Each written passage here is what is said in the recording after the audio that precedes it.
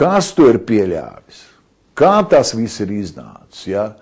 Nu, tas ir pretvalstiska darbība viennozīmīgi.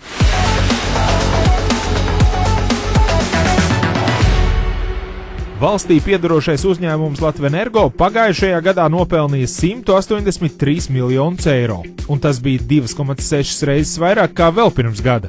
Pie sasniegtā nekad nevajag apstāties. Šogad jau pirmajā pusgadā Latvenergo strādājas ar 222 miljonu eiro peļņu, un tas ir uz pusi vairāk salīdzinot ar pagājušā gada pirmajiem 6 mēnešiem. Lielais jautājums – kā valstī jātērē Latvenergo rekordpeļņa? Pēc maniem uzskatiem tur vienkārši jādomā, kas tas ir vairāk. Tas ir idiotisms vai tā ir nirgāšanās pa cilvēkiem. Latvenergo peļņa caur saviem tarifiem ir dzemdējusi to šausmīgu monstru, kas sauc inflāciju. Ja? Nu, pilnīgi skaidrs, kā energoresursu cenu palielināšana iestuma un izšāva, visas pārējās notikumus, kuru bija. Pagājušais gads bija ar peļņu tāpēc, ka bija konservatīva prognoze, ka viņi domā un stāstīja, paši sev mums stāstīja, ka būs vēl sūdīgāk. Līdz ar to viņi ielika to rezervē un viņi to dabūjuši. Un šis gads sākās ar to, ka bija vairāk lietu vasarā, līdz ar to Hesi nostrādāja, tur, kur mums ir vislētākā elektroenerģija. Ja? Nu, un arī tā rezerve plus, vēl paveicās ar laika apstākļiem, nu, tad tā peļņa šogad ir vēl lielāka. Bet galvenais šeit nav tas. Galvenais enerģetikas tarifiem ir sabilansēt un uzturēt normālu pašizmaksu valsts ekonomikai. Ja? Tā ietekme ir daudz lielāka.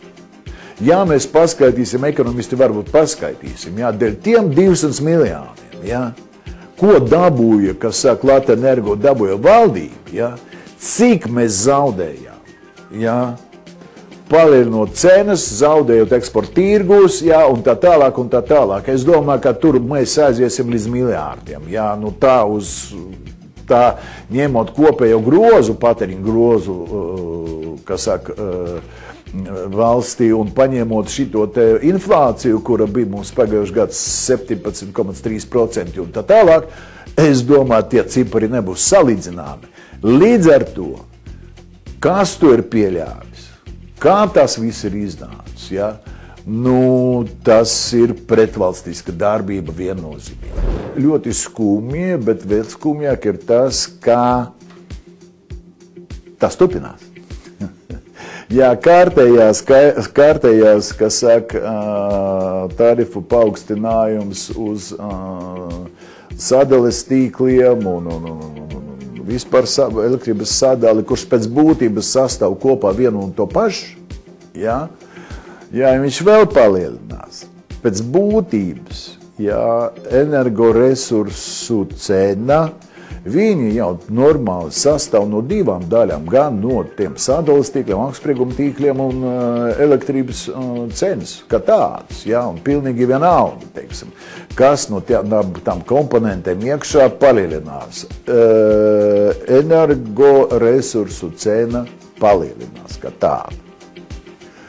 Nu, pavisam jocīgi izskatās situācija, ka tas, kas priekš cilvēka ir, kas saka, vienā paketē, kā energoresurs, viens paceļ tarifus, tāpēc, ka palielināt, no kurienes nesaprot, tikai no algām var palielināties, teiksim, izdevumi uz tīklu uzturēšanu, Otrs dalībnieks no tā paša rēķina dala peļņu, Nu, vai tā ir nirgāšanās par mums, Ja mēs runājam par to, kā vajadzētu likt tarifus un tā tālāk, ir metodika, ir viens otrs, bet nu kādam par to jāatbild, Nu, daudz maz, teiksim, ielikt ne rezervē, multiplicējot, kas saka, inflāciju, bet ielikt minimālo iespējamo tarifu, ja? Un tad, ja kaut kas, tad kreditēt to vai pat no budžeta, ja būtu kompensēti tie zaudējumi, kur ir iekšā, ja, tas radītu daudz mazāk problēmas ekonomika, nekā mēs esam dabūjuši šobrīd. Visas inflācijas problēmas sākās no Covid. Kāpēc? Tāpēc, ka bija saņemtas kompensācijas. Ja? Pareizi, ka saņem. Viss ir kāds, bet tikko nauda tiek saņemta situācija, ka pretī nav ne pakalpojums, ne prece, viņa tieši iedarbos uz inflācijas paaugstinājumu. Ja? Līdz ar to viss šitā situācija, kura veidosies mums atkal ar kompensēm, kuras ir vajadzīgas, protams, tāpēc, ka cita varianta nav. Cita lieta, ka nevajadzētu tarifus tādus taisīt, ja? Tad nebūtu vajadzības kompensācijā, ja? Un tas ir daudz izdevīgāk. Bet valdība dabūna budžetu, ar ko viņa rīkojās, galvenais, valdība dabūna, kā to pateikt, cieņu par to, ka viņa par kādu ir rūpējusies, ja? Respektīvi apzogot no vienas puses, ja, visus pamazām, ja, ceļot tarifus. Tas pats valsts uzņēmums to dara, nevis cits. Ja? Gala rezultātā viņa pēc tam pārvēršas par to, kurš ir glābējs cilvēkiem. Ja? Tā kā Čārli Čaplina filma. Ja? Stiklotais bija. Ja? Viņam bija puika draugs, ja? kurš ar akmeņiem sita logus, ja? Un pēc tam gāja stiklinieks un glāba cilvēku. Ja? Nu, aptuveni tā mēs šodien rīkojam.